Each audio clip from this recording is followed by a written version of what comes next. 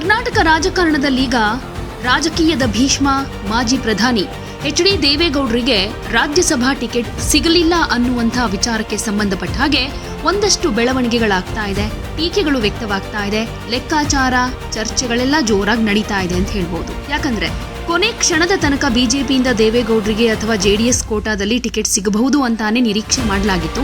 ಆದ್ರೆ ಹೈಕಮಾಂಡ್ ಲೆಕ್ಕಾಚಾರವೇ ಬೇರೆ ರೀತಿಯಲ್ಲಿತ್ತು. ದೊಡ್ಡಗೌಡರಿಗೆ ticket miss ಆಗ್ತಾ ಇದ್ದ ಹಾಗೆ ಇತ್ತ ಕಾಂಗ್ರೆಸ್ ನಾಯಕರು ಬಿಜೆಪಿ ಮತ್ತು ಜೆಡಿಎಸ್ ವಿರುದ್ಧ ಮುಗಿಬಿದ್ದಿದ್ದಾರೆ. ಅದರಲ್ಲೂ ಜೆಡಿಎಸ್ ವಿರುದ್ಧ ಅನ್ನೋದಕ್ಕಿಂತ ಬಿಜೆಪಿಯನ್ನ ಇಲ್ಲಿ ನೇರವಾಗಿ ಟಾರ್ಗೆಟ್ ಮಾಡಿಕೊಂಡು ಒಕ್ಕಲಿಗರನ್ನ ಮುಗಿಸೋದಕ್ಕೆ ಈ ಪ್ರಯತ್ನ ನಡೀತಾ ಇದೆ ಬಿಜೆಪಿ ಕಡೆಯಿಂದ. ಜೆಡಿಎಸ್ ಅನ್ನ ಯೂಸ್ ಅಂಡ್ ಥ್ರೋ ತರ ಮಾಡ್ಕೊಳ್ತಾ ಇದ್ದಾರೆ ಅನ್ನುವಂತಹ ಟೀಕೆಗಳು ಕೂಡ ಕೇಳ್ಬಂದ್ವು. ಇದು ಕೇವಲ ಒಂದು ಸೀಟ್ನ ವಿಚಾರ ಮಾತ್ರ ಅಲ್ಲ, ಇದರ ಹಿಂದೆ ಕರ್ನಾಟಕದ ದೊಡ್ಡ ಸಮುದಾಯವೊಂದರ ರಾಜಕೀಯ ಭವಿಷ್ಯ ಅಡಗಿದೆ ಅನ್ನೋದು ಕಾಂಗ್ರೆಸ್ ಮಾಡ್ತಾ ಇರೋ ಆರೋಪ. ಇದು ಒಕ್ಕಲಿಗರನ್ನ ಮುಗಿಸೋ ತಂತ್ರ. ದೇವೇಗೌಡರಂತಹ ಹಿರಿಯ ನಾಯಕರನ್ನ ಬಿಜೆಪಿ ಈ ರೀತಿ ನಡೆಸ್ಕೊಳ್ಬಾರ್ದಿತ್ತು. ಇದು ಜೆಡಿಎಸ್ಗೆ ಬಿಜೆಪಿ ಮಾಡಿರೋ ಘೋರ ಅವಮಾನ. ಹೀಗೆ ಇದು ಜೆಡಿಎಸ್ಗೆ ಬಿಜೆಪಿ ಮಾಡಿರೋ ಘೋರ ಅವಮಾನ ಅಂತೆಲ್ಲ ಕಾಂಗ್ರೆಸ್ ನಾಯಕರು ಬ್ಯಾಕ್ ಟು ಬ್ಯಾಕ್ ಸ್ಟೇಟ್ಮೆಂಟ್ ಗಳನ್ನ ಕೊಡ್ತಾ ಇದ್ದಾರೆ. ಹಾಗಾದ್ರೆ ನಿಜಕ್ಕೂ ಒಳಗಡೆ ನಡೀತಾ ಇರೋದೇನು? ದೇವೇಗೌಡರಿಗೆ ಟಿಕೆಟ್ ಸಿಗದೆ ಇರೋದಕ್ಕೆ ಬಿಜೆಪಿಗೆ ಒಕ್ಕಲಿಗ ಸಮುದಾಯದ ಆಕ್ರೋಶ ಏನಾದ್ರೂ ಎದುರಾಗುತ್ತಾ? ಮುಂದಿನ ದಿನಗಳಲ್ಲಿ ಬಿಜೆಪಿ ಜೆಡಿಎಸ್ ಮೈತ್ರಿ ಮುರಿದು ಬೀಳುತ್ತಾ? 2028ರ ವಿಧಾನಸಭಾ ಚುನಾವಣೆ ಹೊತ್ತಿಗೆ ಈ ಮೈತ್ರಿ ಇರುತ್ತಾ ಇಲ್ವಾ? ಎಲ್ಲದಕ್ಕಿಂತ ಮುಖ್ಯವಾಗಿ ಮೋದಿ ಸಂಪುಟದಲ್ಲಿರೋ ಎಚ್.ಡಿ. ಕುಮಾರಸ್ವಾಮಿ ಅವರ ಕೇಂದ್ರ ಸಚಿವ ಸ್ಥಾನಕ್ಕೂ ಕುತ್ತು ಬರುತ್ತಾ? ಹೀಗೆ ಒಂದಷ್ಟು ಪ್ರಶ್ನೆಗಳು, ಟೀಕೆಗಳು, ಊಹಾಪೋಹಗಳು, ಲೆಕ್ಕಾಚಾರಗಳು ಶುರುವಾಗ್ಬಿಟ್ಟಿದೆ. ಸೊ ಇಡೀ ಕರ್ನಾಟಕ ರಾಜಕೀಯ ಒಳಗಿನ ಈ ತರದ ಒಂದಷ್ಟು ಲೆಕ್ಕಾಚಾರಗಳ ಬಗ್ಗೆ ಒಂದಷ್ಟು ವಿಶ್ಲೇಷಣೆಯನ್ನ ಈ ವಿಡಿಯೋದಲ್ಲಿ ಕೊಡ್ತಾ ಇದ್ದೀವಿ. ಮೊದಲಿಗೆ ಕಾಂಗ್ರೆಸ್ ಒಕ್ಕಲಿಗ ಕಾರ್ಡ್ ಮತ್ತು ರಾಜಕೀಯ ತಂತ್ರ ಅನ್ನೋ ವಿಚಾರದ ಬಗ್ಗೆ ಹೇಳೋದಾದ್ರೆ, ದೇವೇಗೌಡರಿಗೆ ಟಿಕೆಟ್ ಸಿಗ್ಲಿಲ್ಲ ಅಂದ ತಕ್ಷಣ ಜೆಡಿಎಸ್ ಗಿಂತ ಹೆಚ್ಚು ಆಕ್ಟಿವ್ ಆಗಿದ್ದೇ ಇಲ್ಲಿ ಕಾಂಗ್ರೆಸ್. ಯಾಕೆ ಗೊತ್ತಾ? ಇಲ್ಲಿರೋದು ಪಕ್ಕಾ ವೋಟ್ ಬ್ಯಾಂಕ್ ಪಾಲಿಟಿಕ್ಸ್. ಕರ್ನಾಟಕದಲ್ಲಿ ಒಕ್ಕಲಿಗ ಸಮುದಾಯದ ಪ್ರಭಾವ ಎಷ್ಟಿದೆ ಅನ್ನೋದು ನಮ್ಮೆಲ್ರಿಗೂ ಗೊತ್ತಿದೆ. ಹಳೆ ಮೈಸೂರು ಭಾಗದಲ್ಲಿ ಯಾರು ಒಕ್ಕಲಿಗ ಮತಗಳನ್ನ ಗೆಲ್ತಾರೋ ಅವರೇ ರಾಜ್ಯದ ಸುಲ್ತಾನರಾಗ್ತಾರೆ. ಈಗ ಕಾಂಗ್ರೆಸ್ ಈ ಅವಕಾಶವನ್ನ ಸರಿಯಾಗಿ ಬಳಸಿಕೊಳ್ಳೋದಕ್ಕೆ ಮುಂದಾಗಿದೆ. ಕಾಂಗ್ರೆಸ್ ನಾಯಕರು ನೇರವಾಗಿ ದಾಳಿ ಮಾಡ್ತಾ ಇರೋದು ಒಕ್ಕಲಿಗ ಅಸ್ಮಿತೆಯ ಮೇಲೆ. ಅವ್ರು ಹೇಳ್ತಿರೋದಿಷ್ಟೇ, ದೇವೇಗೌಡರು ಕೇವಲ ಜೆಡಿಎಸ್ ನಾಯಕ ಮಾತ್ರ ಅಲ್ಲ, ಅವರು ದೇಶದ ಪ್ರಧಾನಿಯಾಗಿದ್ದವರು, ಒಕ್ಕಲಿಗ ಸಮುದಾಯದ ಅತ್ಯುನ್ನತ ನಾಯಕ. ಅವರಿಗೆ ಗೌರವ ಕೊಡದ ಬಿಜೆಪಿ ನಾಳೆ ಇಡೀ ಸಮುದಾಯವನ್ನ ಹೇಗೆ ನಡೆಸಿಕೊಳ್ಳಬಹುದು ಅಂತ ಈ ಮೂಲಕ ಹಳೆ ಮೈಸೂರು ಭಾಗದ ಒಕ್ಕಲಿಗ ಮತದಾರರಲ್ಲಿ ಬಿಜೆಪಿಯ ವಿರುದ್ಧ ಒಂದು ನೆಗೆಟಿವ್ ಸೆಂಟಿಮೆಂಟ್ ಕ್ರಿಯೇಟ್ ಮಾಡೋದು ಕಾಂಗ್ರೆಸ್ನ ಪ್ಲಾನ್. ಜೊತೆಗೆ ಜೆಡಿಎಸ್ ತನ್ನ ಅಸ್ತಿತ್ವವನ್ನ ಬಿಜೆಪಿಗೆ ಅಡವಿಟ್ಟಿದೆ.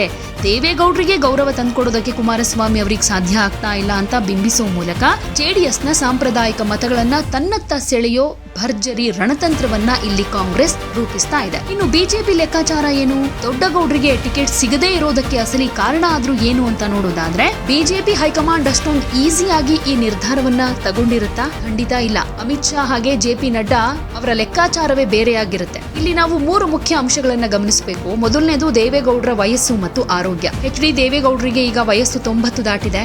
ಇಷ್ಟಾದ್ರೂ ಆಕ್ಟಿವ್ ಆಗೇನೋ ಇದ್ದಾರೆ, ಅದರಲ್ಲಿ ಯಾವುದೇ ಡೌಟ್ ಬೇಡ. ಆದ್ರೆ ಮುಂದಿನ 6 ವರ್ಷಗಳ ಅವಧಿಗೆ ರಾಜ್ಯಸಭೆಯಲ್ಲಿ ಸಕ್ರಿಯವಾಗಿ ಭಾಗಿಯಾಗೋದು ಪ್ರಾಕ್ಟಿಕಲಿ ಎಷ್ಟು ಸಾಧ್ಯ ಅನ್ನೋ ಲೆಕ್ಕಾಚಾರ ಸಹಜವಾಗಿ ಬಿಜೆಪಿಗೆ ಬಂದಿರುತ್ತಲ್ವಾ? ಎರಡನೇದು ಸ್ವಂತ ಬಲದ ಪ್ರದರ್ಶನ. ಬಿಜೆಪಿಗೆ ಕರ್ನಾಟಕದಲ್ಲಿ ತನ್ನದೇ ಆದ ಸ್ವಂತ ಅಸ್ತಿತ್ವವನ್ನ ಸ್ಟ್ರಾಂಗ್ ಮಾಡಬೇಕಾಗಿದೆ. ಜೆಡಿಎಸ್ ಜೊತೆ ಮೈತ್ರಿ ಮಾಡಿಕೊಂಡಿರೋದು ಲೋಕಸಭೆ ಹಾಗೆ ಕೆಲವು ಹಿತಾಸಕ್ತಿಗಳಿಗೆ ಮಾತ್ರ. ರಾಜ್ಯಸಭೆಯ ಪ್ರಮುಖ ಸ್ಥಾನಗಳನ್ನ ತನ್ನದೇ ಪಕ್ಷದ ನಿಷ್ಠಾವಂತ ಕಾರ್ಯಕರ್ತರಿಗೆ ಅಥವಾ ನಾಯಕರಿಗೆ ಕೊಡೋ ಮೂಲಕ ಪಕ್ಷದ ಒಳಗಿನ ಅಸಮಾಧಾನವನ್ನ ಶಮನ ಮಾಡೋದು ಬಿಜೆಪಿಯ ಮೊದಲ ಆದ್ಯತೆ ಆಗಿತ್ತು. ಇನ್ನು ಮೂರನೇದು ಕುಮಾರಸ್ವಾಮಿಗೆ ಸಿಕ್ಕ ದೊಡ್ಡ ಮನ್ನಣೆ ಅಂತ ಬರೋದಾದ್ರೆ, ಈಗಾಗಲೇ ಕುಮಾರಸ್ವಾಮಿ ಅವರಿಗೆ ಕೇಂದ್ರದಲ್ಲಿ ಭಾರಿ ಪ್ರಾಮುಖ್ಯತೆ ಇರುವಂತಹ ಬೃಹತ್ ಕೈಗಾರಿಕೆ ಮತ್ತು ಉಕ್ಕು ಸಚಿವ ಸ್ಥಾನವನ್ನ ಕೊಡಲಾಗಿದೆ. ಒಂದೇ ಕುಟುಂಬಕ್ಕೆ ಅಥವಾ ಒಂದೇ ಮೈತ್ರಿ ಪಕ್ಷಕ್ಕೆ ಎಲ್ಲವನ್ನೂ ಬಿಟ್ಕೊಟ್ರೆ ಬಿಜೆಪಿಯ ಸ್ವಂತ ನಾಯಕರು ಸುಮ್ನಿರ್ತಾರಾ? ಖಂಡಿತ ಇಲ್ಲ. ಹೀಗಾಗಿ ಬಿಜೆಪಿ ನಾಯಕರ ಪ್ರಕಾರ ಇದು ಅವಮಾನ ಅಲ್ಲ, ಇದು ರಾಜಕೀಯ ಸಮೀಕರಣ.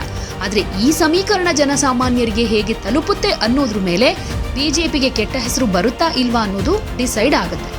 ಇನ್ನೊಂದು ಅಂಶ ಇಲ್ಲಿ 2028ರ ಹೊತ್ತಿಗೆ ಈ ಮೈತ್ರಿ ಹೀಗೆ ಇರುತ್ತಾ ಇಲ್ವಾ, ಮುರಿದು ಬೀಳುತ್ತಾ ಅನ್ನೋ ವಿಚಾರ. ಈಗ ಎಲ್ಲರ ಮನಸ್ಸಲ್ಲಿರೋದು ಅದೇ ಪ್ರಶ್ನೆ. ಇದಕ್ಕೆ ಉತ್ತರ ಬೇಕು ಅಂತಂದ್ರೆ ನಾವು ಇತಿಹಾಸ ನೋಡ್ಬೇಕಾಗತ್ತೆ. ಜೆಡಿಎಸ್ ಪಕ್ಷದ ಇತಿಹಾಸ ನೋಡಿದ್ರೆ ಅದು ಯಾವತ್ತಿಗೂ ಒಂದೇ ಪಕ್ಷದ ಜೊತೆ ದೀರ್ಘಕಾಲದಲ್ಲಿ ಮೈತ್ರಿ ಉಳಿಸ್ಕೊಂಡಿಲ್ಲ. 2006ರಲ್ಲಿ ಬಿಜೆಪಿ ಜೊತೆ ಮೈತ್ರಿ, ನಂತರ ಕಾಂಗ್ರೆಸ್ ಜೊತೆ ಮೈತ್ರಿ, ಈಗ ಮತ್ತೆ ಬಿಜೆಪಿ ಜೊತೆ ಮೈತ್ರಿ. ಜೆಡಿಎಸ್ ತನ್ನ ಅಸ್ತಿತ್ವವನ್ನ ಉಳಿಸ್ಕೊಳ್ಳೋದಕ್ಕೆ ಸಮಯಕ್ಕೆ ತಕ್ಕ ಹಾಗೆ ನಿರ್ಧಾರಗಳನ್ನ ತೆಗೆದುಕೊಳ್ತಾ ಬಂದಿದೆ. ಸೊ 2028ರ ಮೈತ್ರಿಗತಿ ಏನಾಗಬಹುದು ಅನ್ನೋದಾದ್ರೆ ಇಲ್ಲಿ 2 ಸಾಧ್ಯತೆ. ಮೈತ್ರಿ ಮುಂದುವರಿಯುತ್ತೆ ಅನ್ನೋದಕ್ಕೆ ಒಂದಷ್ಟು ಅಂಶಗಳನ್ನ ಹೇಳೋದಾದ್ರೆ, ಕಾಂಗ್ರೆಸ್ ಅನ್ನ ಫೇಸ್ ಮಾಡೋದಕ್ಕೆ ಒಕ್ಕಲಿಗ, ಲಿಂಗಾಯತ, ಹಿಂದುಳಿದ ಮತಗಳ ಜೋಡಿ ಬೇಕೇ ಬೇಕು. 2 ಪಕ್ಷಗಳು ಒಟ್ಟಿಗಿದ್ರೆ ಮಾತ್ರ ಕಾಂಗ್ರೆಸ್ ಸಿಎಂ ಸಿದ್ದರಾಮಯ್ಯ ಹಾಗೆ ಡಿಕೆ ಶಿವಕುಮಾರ್ ಜೋಡಿಯನ್ನ ಸೋಲಿಸೋದಕ್ಕೆ ಸಾಧ್ಯ. ಇನ್ನು ಮೈತ್ರಿ ಮುರಿದು ಬೀಳೋದಕ್ಕೆ ಒಂದಷ್ಟು ಅಂಶಗಳು ಕಾರಣ ಅಂತ ಅಂದ್ರೆ ಇದು ಸೀಟು ಹಂಚಿಕೆ ವಿಚಾರದಲ್ಲಿ ಒಂದಷ್ಟು ಭಿನ್ನಾಭಿಪ್ರಾಯ ಬರಬಹುದು. 2028ರ ವಿಧಾನಸಭಾ ಎಲೆಕ್ಷನ್ ನಲ್ಲಿ ಬಿಜೆಪಿ ಹೆಚ್ಚು ಸೀಟ್ಗಳನ್ನ ಕೇಳಿದ್ರೆ ಜೆಡಿಎಸ್ ತನ್ನ ಹಳೆ ಮೈಸೂರು ಭದ್ರಕೋಟೆಯನ್ನ ಬಿಟ್ಕೊಡೋದಕ್ಕೆ ಒಪ್ಪೋದಿಲ್ಲ. ಆಗ ಮೈತ್ರಿ ಮುರಿದು ಬೀಳಬಹುದು. ಅದು ಈಗಿನ ವಿಷಯ ಅಲ್ಲ, ಮುಂದೆ ಆಗಬಹುದಾದಂತ ವಿಷಯ. ಆದ್ರೂ ಆಗಬಹುದು, ಆಗದೇನೂ ಇರಬಹುದು. ಹಾಗೆ ಇಲ್ಲಿ ಮುಖ್ಯವಾದ ವಿಷಯ ಏನಂತಂದ್ರೆ, ದೇವೇಗೌಡರ ನಂತರ ಜೆಡಿಎಸ್ ಪಕ್ಷವನ್ನ ಮುನ್ನಡೆಸೋ ಸಂಪೂರ್ಣ ಜವಾಬ್ದಾರಿ ಕುಮಾರಸ್ವಾಮಿ ಹಾಗೆ ನಿಖಿಲ್ ಕುಮಾರಸ್ವಾಮಿ ಮೇಲಿದೆ. ಬಿಜೆಪಿ ಜೊತೆಗಿದ್ರೆ ಮಾತ್ರ ಜೆಡಿಎಸ್ ಪಕ್ಷದ ಸ್ವತಂತ್ರ ಅಸ್ತಿತ್ವವೇ ಇಲ್ಲದಂತಾಗುತ್ತೆ ಅನ್ನೋ ಭಯ ಪ್ರಾದೇಶಿಕ ಪಕ್ಷದ ನಾಯಕರಿಗಂತೂ ಇದ್ದೇ ಇದೆ. ಹೀಗಾಗಿ 2028ರ ಎಲೆಕ್ಷನ್ ಹೊತ್ತಿಗೆ ಮೈತ್ರಿ ಇರುತ್ತಾ ಇಲ್ವಾ ಅನ್ನೋದು ಕೇವಲ ರಾಜ್ಯಸಭಾ ಟಿಕೆಟ್ ಮೇಲೆ ನಿರ್ಧಾರ ಆಗೋದಿಲ್ಲ. ಅದು ಮುಂದಿನ ಎಲೆಕ್ಷನ್ ನಲ್ಲಿ ಸೀಟು ಹಂಚಿಕೆಯ ಮೇಲೆ ನಿರ್ಧಾರ ಆಗಬಹುದು. ಹಾಗೆ ಇನ್ನೊಂದು ಒಂದಷ್ಟು ಕುತೂಹಲಕ್ಕೆ ಕಾರಣ ಆಗಿರುವ ಒಂದು ಪ್ರಶ್ನೆ ಅಂದ್ರೆ, ಕುಮಾರಸ್ವಾಮಿ ಕೇಂದ್ರ ಸಚಿವ ಸ್ಥಾನಕ್ಕೆ ಕುತ್ತು ಬರುತ್ತಾ ಅನ್ನೋದು. ಇದೊಂದು ಶಾಕಿಂಗ್ ಚರ್ಚೆ ನಡೀತಾ ಇರೋದು. ಈ ಬೆಳವಣಿಗೆಯಿಂದ ಕುಮಾರಸ್ವಾಮಿ ಅವರ ಸಚಿವ ಸ್ಥಾನಕ್ಕೆ ಏನಾದ್ರೂ ಎಫೆಕ್ಟ್ ಆಗುತ್ತಾ ಅಂತ. ರಾಜಕೀಯದಲ್ಲಿ ಯಾವುದು ಶಾಶ್ವತ ಅಲ್ಲ, ಆದ್ರೆ ಸದ್ಯದ ಪರಿಸ್ಥಿತಿಯಲ್ಲಿ ಕುಮಾರಸ್ವಾಮಿ ಅವರ ಸಚಿವ ಸ್ಥಾನಕ್ಕೆ ಯಾವುದೇ ಧಕ್ಕೆ ಬರೋದಿಲ್ಲ ಅಂತ ಹೇಳ್ಬಹುದು. ಯಾಕಂದ್ರೆ ಕೇಂದ್ರದಲ್ಲಿ ಮೋದಿಗೆ ಮೈತ್ರಿಕೂಟದ ಬೆಂಬಲ ಅಂತೂ ಬೇಕೇ ಬೇಕು. ಎನ್ಡಿಎ ಸರ್ಕಾರ ಅಧಿಕಾರದಲ್ಲಿರೋದು, ಬಿಜೆಪಿಗೆ ಸ್ವಂತ ಬಲದ ಬಹುಮತ ಇಲ್ಲದೆ ಇರೋದ್ರಿಂದ ಪ್ರತಿಯೊಂದು ಮೈತ್ರಿ ಪಕ್ಷದ ಸೀಟುಗಳು ಕೂಡ ಮೋದಿಗೆ ಬಹಳ ಮುಖ್ಯ. ಜೆಡಿಎಸ್ ಸಂಸದರ ಬೆಂಬಲ ಸರ್ಕಾರಕ್ಕೆ ಅತ್ಯಗತ್ಯ. ಇನ್ನು ಎಚ್ಡಿಕೆ ಅವರು ಸಚಿವರಾದಾಗ್ಲಿಂದ ದೆಹಲಿಯಲ್ಲಿ ಆಕ್ಟಿವ್ ಆಗಿದ್ದಾರೆ. ಮೋದಿ ಅವರ ನಂಬಿಕೆಯನ್ನ ಗಳಿಸೋ ಪ್ರಯತ್ನವನ್ನು ಕೂಡ ಮಾಡ್ತಿದ್ದಾರೆ. ಇನ್ನು ದೇವೇಗೌಡರಿಗೆ ಟಿಕೆಟ್ ಸಿಗಲಿಲ್ಲ ಅಂತ ಕುಮಾರಸ್ವಾಮಿ ಅವರು ಸಚಿವ ಸ್ಥಾನಕ್ಕೆ ರಾಜೀನಾಮೆ ಕೊಟ್ಟು ಹೊರಬಂದ್ರೆ ಅದರಿಂದ ಜೆಡಿಎಸ್ಗೇನೇ ನಷ್ಟ. ಅಧಿಕಾರ ಕೈಲಿದ್ರೆ ಮಾತ್ರ ರಾಜ್ಯದಲ್ಲಿ ಪಕ್ಷದ ಕಾರ್ಯಕರ್ತರನ್ನ ಉಳಿಸಿಕೊಳ್ಳಬಹುದು ಅನ್ನೋದು ಕುಮಾರಸ್ವಾಮಿ ಅವರಿಗೆ ಚೆನ್ನಾಗಿ ಗೊತ್ತು. ಹೀಗಾಗಿ ಸದ್ಯಕ್ಕಂತೂ ಕುಮಾರಸ್ವಾಮಿ ಅವರ ಸಚಿವ ಸ್ಥಾನ ಅಂತೂ ಭದ್ರ. ಆದ್ರೆ ಭವಿಷ್ಯದಲ್ಲಿ ಜೆಡಿಎಸ್ ಏನಾದ್ರೂ ಬಿಜೆಪಿಗೆ ಸಡ್ಡು ಹೊಡೆದು ನಿಂತ್ರೆ ಹೈಕಮಾಂಡ್ ಕಠಿಣ ನಿರ್ಧಾರ ತಗೊಳ್ಳೋದ್ರಲ್ಲಿ ಹಿಂದೆ ಮುಂದೆ ನೋಡೋದಿಲ್ಲ ಅನ್ನೋದು ಕೂಡ ಅಷ್ಟೇ ನಿಜ. ಒಟ್ಟಾರೆ ಹೇಳೋದಾದ್ರೆ, ದೇವೇಗೌಡರಿಗೆ ರಾಜ್ಯಸಭಾ ಟಿಕೆಟ್ ಕೈತಪ್ಪಿರೋದು ಸದ್ಯಕ್ಕೆ ಮೈತ್ರಿಕೂಟದ ಒಳಗೆ ಸಣ್ಣ ಬಿರುಕನ್ನ ಮೂಡಿಸಿರೋದಂತೂ ನಿಜ. ಕಾಂಗ್ರೆಸ್ ಇದನ್ನ ದೊಡ್ಡ ಅಸ್ತ್ರವನ್ನಾಗಿ ಮಾಡಿಕೊಂಡು ಒಕ್ಕಲಿಗ ಕಾರ್ಡ್ ಅನ್ನ ಪ್ಲೇ ಮಾಡ್ತಾ ಇದೆ. ಇದರಿಂದ ಬಿಜೆಪಿಗೆ ಹಳೆ ಮೈಸೂರು ಭಾಗದಲ್ಲಿ ಸ್ವಲ್ಪ ಮಟ್ಟಿಗೆ ಹಿನ್ನಡೆಯಾಗೋ, ಕೆಟ್ಟ ಹೆಸರು ಬರೋ ಸಾಧ್ಯತೆಯನ್ನು ತಳ್ಳಿ ಹಾಕೋ ಹಾಗಿಲ್ಲ. ಆದ್ರೆ ರಾಜಕಾರಣದಲ್ಲಿ ಅಂತಿಮವಾಗಿ ನಿಲ್ಲೋದು ಲಾಭ ಮತ್ತು ನಷ್ಟದ ಲೆಕ್ಕಾಚಾರ. ಎಚ್.ಡಿ. ದೇವೇಗೌಡರು ಹಾಗೆ ಕುಮಾರಸ್ವಾಮಿ ಅವರು ಈ ಬಿಕ್ಕಟ್ಟನ್ನ ಹೇಗೆ ನಿಭಾಯಿಸ್ತಾರೆ, ಬಿಜೆಪಿಯ ನಡೆಯನ್ನ ಜೆಡಿಎಸ್ ಕಾರ್ಯಕರ್ತರು ಹೇಗೆ ಅಕ್ಸೆಪ್ಟ್ ಮಾಡ್ತಾರೆ ಅನ್ನೋದ್ರ ಮೇಲೆ ಕರ್ನಾಟಕ ರಾಜಕೀಯದ ಮುಂದಿನ ದಾರಿ ನಿರ್ಧಾರ ಆಗತ್ತೆ. ಒಂದಂತೂ ನಿಜ, 2028ರ ವಿಧಾನಸಭಾ ಚುನಾವಣೆಯ ಹೊತ್ತಿಗೆ ಕರ್ನಾಟಕ ರಾಜಕೀಯದಲ್ಲಿ ಇನ್ನೂ ಏನೇನೆಲ್ಲ ಹೈಡ್ರಾಮಾ ನಡೆಯುತ್ತೋ ಗೊತ್ತಿಲ್ಲ. ರಾಜಕೀಯದಲ್ಲಿ ಇವತ್ತಿನ ಶತ್ರು ನಾಳೆಯ ಮಿತ್ರ ಆಗಬಹುದು, ಇವತ್ತಿನ ಮಿತ್ರ ನಾಳೆಯ ಶತ್ರು ಆಗಬಹುದು. ಸೊ ನಿಮ್ಗೆ ಹೇಗನ್ಸುತ್ತೆ? ದೇವೇಗೌಡರಿಗೆ ಟಿಕೆಟ್ ನೀಡದೇ ಇರೋದು ಬಿಜೆಪಿಯ ತಂತ್ರಾನ ಅಥವಾ ಜೆಡಿಎಸ್ಗೆ ಮಾಡಿದ ಅವಮಾನನ? 2028ರ ಹೊತ್ತಿಗೆ ಮೈತ್ರಿ ಉಳಿಯುತ್ತೆ ಅನ್ಸುತ್ತಾ ಅಥವಾ ಮುರಿಯುತ್ತೆ ಅಂತ ಅನ್ಸುತ್ತಾ? ನಿಮ್ಮ ಅಭಿಪ್ರಾಯವನ್ನ ಕಾಮೆಂಟ್ ಬಾಕ್ಸ್ ನಲ್ಲಿ ತಿಳಿಸಿ. ಯಾವುದೇ ಸುದ್ದಿಯ ಅಪ್ಡೇಟ್ ಅನ್ನ ಮಿಸ್ ಮಾಡ್ಕೊಳ್ಬಾರ್ದು ಅಂದ್ರೆ ಈಗ್ಲೇ ಒನ್ ಇಂಡಿಯಾವನ್ನ ಸಬ್ಸ್ಕ್ರೈಬ್ ಮಾಡಿ. ನಿಮಗೆ ಬೇಕಾದ ಭಾಷೆಯಲ್ಲಿ ಎಲ್ಲಾ ಸುದ್ದಿ ತಿಳಿಬೇಕು ಅಂದ್ರೆ ಒನ್ ಇಂಡಿಯಾ ಆಪ್ ಅನ್ನ ಡೌನ್ಲೋಡ್ ಮಾಡ್ಕೊಳ್ಳಿ.